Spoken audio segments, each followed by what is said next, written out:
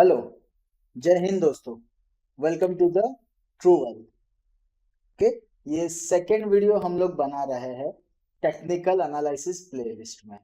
Okay, इस video में हम लोग डीप में जानेंगे कैंडलस्टिक के बारे में। ओके, सो कैंडलस्टिक शुरू करने के पहले मैं आपको पहले चार्ट पे लेके जाऊंगा और टाइम फ्रेम का जो मैंने आपको लास्ट लेक्चर में बताया था वो किस तरह से होता है, क्या होता है, वो थोड़ा आपको और डिटेल में समझाता हूँ। कैंडलस्टिक के साथ मैं ज्यादा इजीली समझा पाऊंगा, इसके लिए मैंने आपको लास्ट वीडियो में ज्यादा डीप में नहीं समझाया, ज्यादा सिर्फ आपको ऊपर से ओवरव्यू दिया। लेकिन अभी कैंडलस्टिक में आप प्रॉपरली उसको देख पाओगे और समझ पाओगे। ओके, तो चलिए जाते हैं चार्ट की तरफ। ओके, लास्ट जो वीडियो हम लोग ने देखा चार्ट, उसमें हम लोग ने एसबीआई का ही चार्ट देखा था और यहाँ पे इस वीडियो के रेफरेंस के लिए भी मैंने एसबीआई का ही चार्ट लिया है। यहाँ पे आप ऊपर की ओर देख रहे हो जो टाइम फ्रेम है वो 15 मिनट का सिलेक्टेड है। ओके, इसको टाइम फ्रेम कहते हैं। और ये जो रेड और ग्रीन जो आपको दिख रही है, मैं थोड़ा जूम कर लेता हूँ आपके लिए, ये जो रेड और ग्रीन आपको दिख रही है इसे कैंडल्स कहते हैं। ओके, ये जो एक कैंडल है वो जो मैंने टाइम फ्रेम सिलेक्ट किया होगा वो टाइम फ्रेम के मतलब वो टाइम का मुझे प्राइस का मूवमेंट दिखाएगा। अंडरस्टैंड? यहाँ पे ऊपर मैंने जो भी टाइम फ्रेम सिलेक्ट करके रखा होगा ये कैंडल मुझे वो टाइम पीरियड का वो शेयर का प्राइस का मूवमेंट दिखाएगा। ओके, जनरली देखो हमारा इंडियन स्टॉक मार्केट जो है वो मॉर्निंग में 9:15 शुरू होता है। ओके, ऐसे 9 बजे चालू हो जाता है। 9 से 9:15 का जो टाइम होता है उसे प्री ओपन मार्केट कहते हैं। उसमें हम लोग ट्रेडिंग कर सकते हैं लेकिन ज्यादातर ट्रेडर्स ट्रेडिंग नहीं करते हैं, बहुत कम लोग या जो बड़े बड़े F I D I S वगैरह वो लोग जनरली ट्रेडिंग करते हैं उसमें।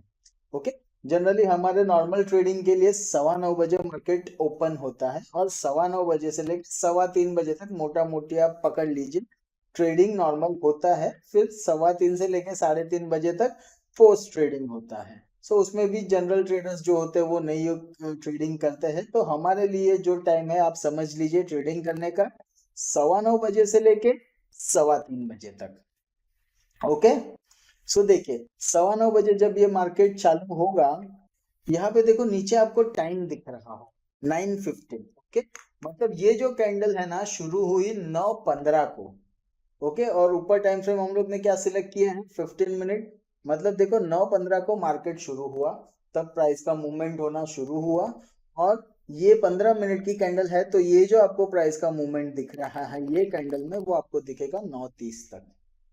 ओके, फिर दूसरी कैंडल आप देखोगे ना तो वो शुरू होगी 9:30 को। क्यों? 9:15 को पहली शुरू हुई, 9:30 को पहली खत्म हुई, तो दूसरी शुरू कब होगी? 9:30 को ही शुरू होगी।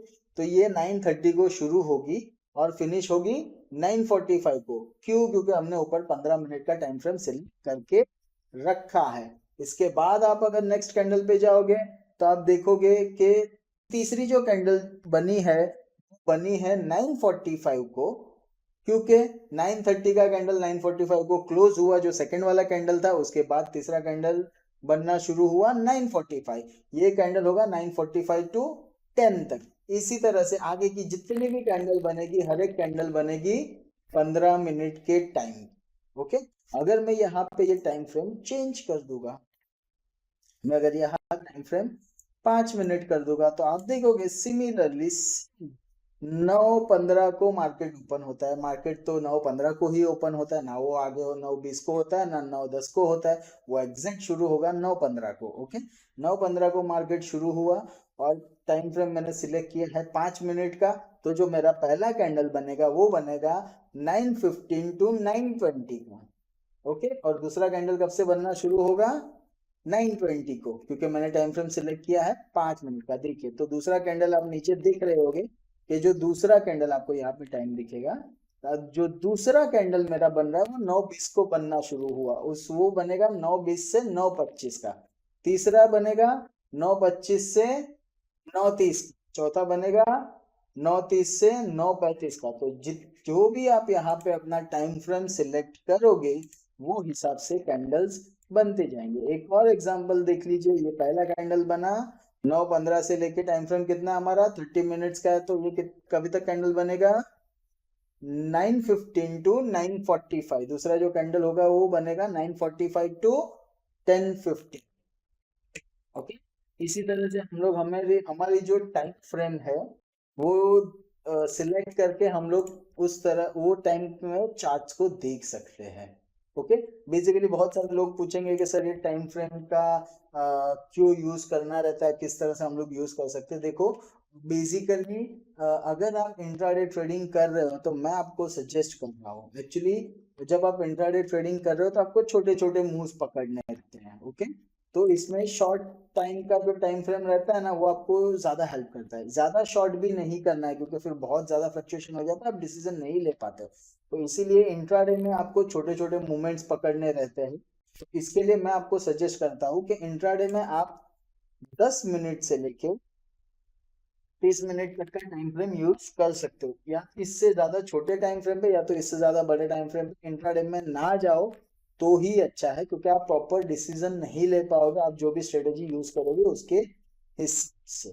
ओके, अगर आप 5 मिनट के लिए जाओगे तो बहुत बड़ा हो जाएगा, आप प्रॉपरली डिसाइड नहीं कर पाओगे कि आपको कहाँ पे एंट्री लेनी है, कहाँ पे एग्जिट लेना है। सिमिलरली उसी तरह से उससे छोटी जो भी टाइम फ्रेम पे आप जाओगे तो आपको प्रॉपर व्यू नहीं मिलेगा कि मार्केट कौन से डायरेक्शन में जाना चाहता है और हमें किस तरफ का ट्रेड लेना चाहिए।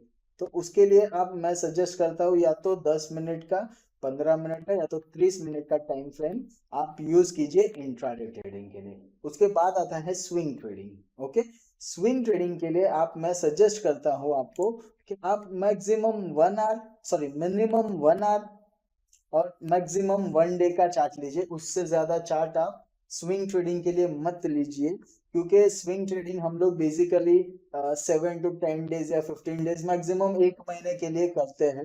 तो उसके लिए ज्यादा लंबे व्यू में जाने की जरूरत नहीं है। ओके, इसके बाद आता है डिलीवरी ट्रेडिंग। डिलीवरी ट्रेडिंग के लिए मैं आपको बोलता हूँ कि कम से कम आप है ना सर, मिनिमम एक दिन का कैंडल तो आप देखिए ही देखिए। 1 घंटे के कैंडल के बेस के ऊपर भी आप डिलीवरी ट्रेड मत लीजिए, क्योंकि डिलीवरी ट्रेड हम लोग बेसिकली लेते हैं कम से कम 1 साल, 2 साल, 3 साल, 5 साल के व्यू के हिसाब से।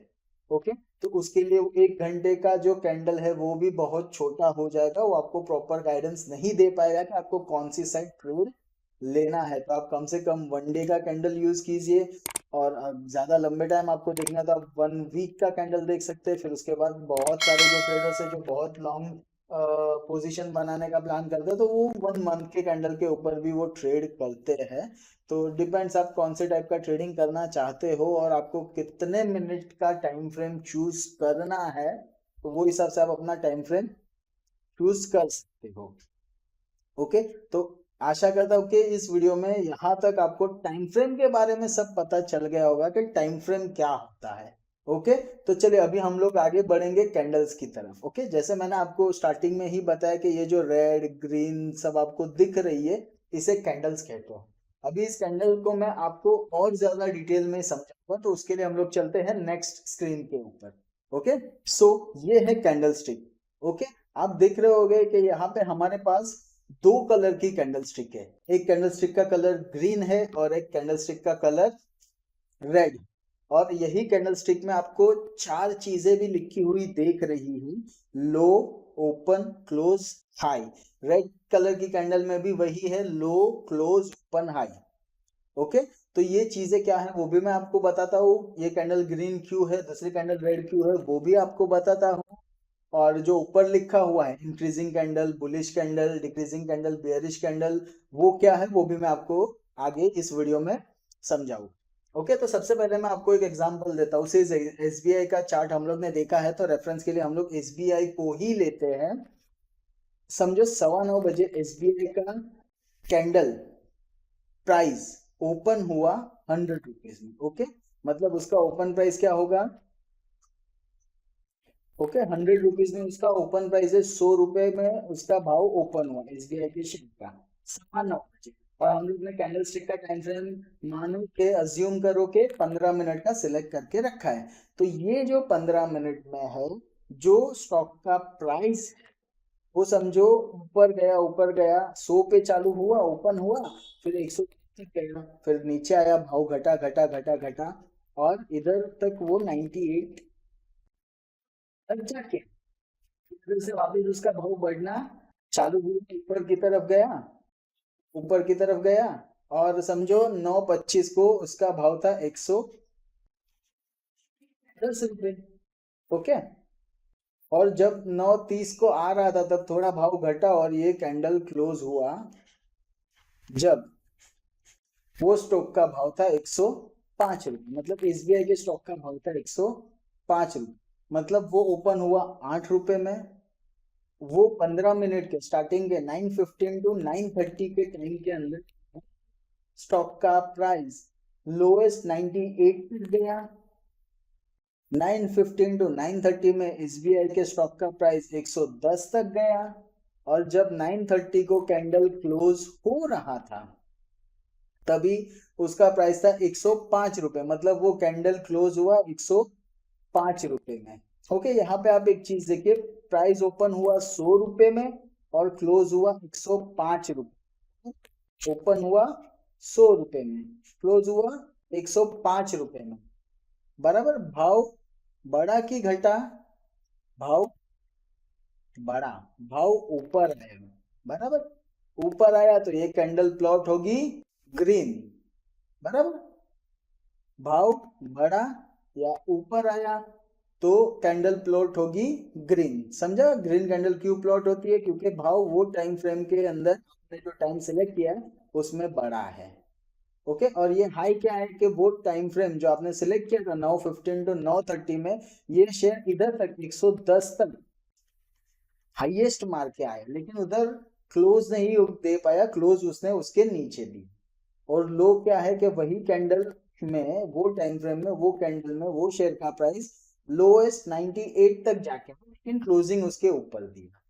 ओके, तो हाई और क्लोज भी आप समझ गए होंगे, आशा करता हूं मैं। अभी आते हैं दूसरी कैंडल की तरफ, जो कि है हमारी रेड कैंडल।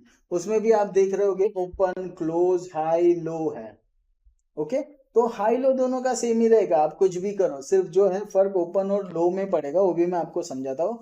इसमें भी मैं आपको सेम एग्जांपल दूंगा एसबीआई का। ओके, 9:15 से लेके 9:30 का कैंडल हम लोग ने देख लिया। अभी हम लोग दूसरी कैंडल को अज्यूम करते हैं। ओके, समझो ये कैंडल, फर्स्ट कैंडल कितने बजे क्लोज हुई थी? 9:30 को 105 पे। दूसरी कैंडल अप्रोक्सीमेट वही रेट पे ओपन होते, कभी कभार थोड़ा बहुत ऊपर नीचे होता है, लेकिन हम लोग सेम प्राइस यहाँ पे ले लेंगे। दूसरी कैंडल 9:30 से लेके 9:45 की जो कैंडल है वो ओपन हुई 105 पे। ओके, जैसे ही ओपन हुई समझो ऊपर गया, 115 तक जाके आया।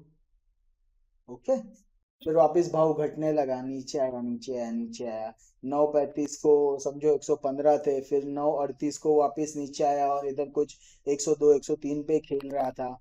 फिर वापस वो प्राइस बढ़ा, वापस बढ़ा बढ़ा, फिर 9:40 को समझो वो इधर भी हो सकता है 108 109 पे। फिर वापस भाव घटा घटा घटा घटा घटा, फिर इधर जाके वो उसने लो मारा समझो 942 को 96 रुपीज का। ओके, फिर 942 को नीचे आने के बाद वापस प्राइस बढ़ा बढ़ा बढ़ा और ये क्लोज हुआ 102 पे। अंडरस्टैंड? मतलब कैंडल ओपन हुआ 105 पे और क्लोज हुआ 102 पे, तो भाव बढ़ा कि घटा? भाव घटा ना। जो 15 मिनट के टाइम में आप कैंडल को देख रहे थे, भाव को देख रहे थे, वो टाइम में भाव घटा, 105 में ओपन हुआ और जब 145 को वो कैंडल क्लोज हो रही थी तभी वो शेयर का भाव था 102 रुपये। ओके, सो इसके लिए ये जो कैंडल का कलर होगा वो रेड होगा, बाकी उसका हाई और लो वही रहेगा, उसमें कोई फर्क नहीं पड़ेगा। आपको सिर्फ इतना ध्यान रखना पड़ेगा क्योंकि जब भी ओपनिंग रेट ऊपर होगा, क्लोजिंग रेट नीचे होगा, भाव ऊपर से नीचे आएगा, भाव घटेगा, तो कैंडल प्लॉट होगी रेड कलर की। ओके, समझ गए? ग्रीन कैंडल कब प्लॉट होती है, रेड कैंडल कब प्लॉट होती है, ओपन प्राइस किसे कहते हैं, क्लोज प्राइस किसे कहते हैं, हाई किसे कहते हैं, लो किसे कहते हैं। ओके, आशा करता हूँ इतनी चीजें आपको समझ में आ गई होगी। और दो चीजें मैं आपको कैंडल स्टिक के बारे में समझा देता हूँ।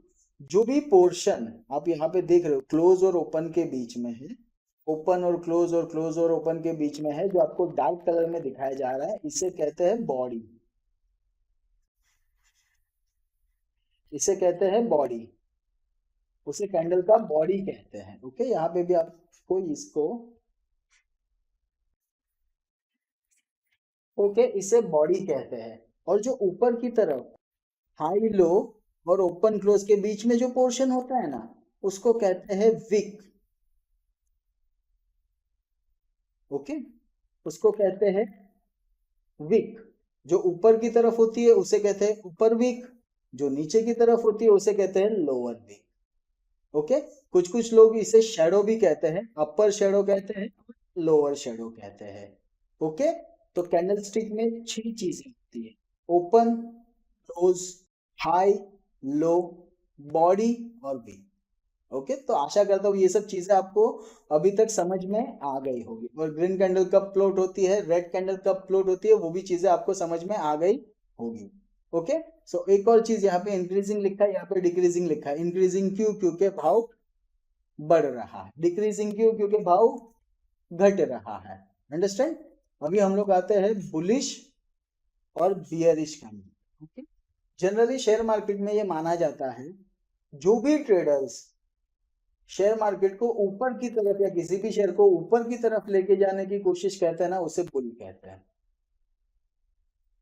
ओके, और जो भी ट्रेडर्स शेयर मार्केट को नीचे की तरफ लेके जाने की कोशिश करते हैं या तो भाव को घटाने की कोशिश करते हैं, उसे कहते हैं बेच।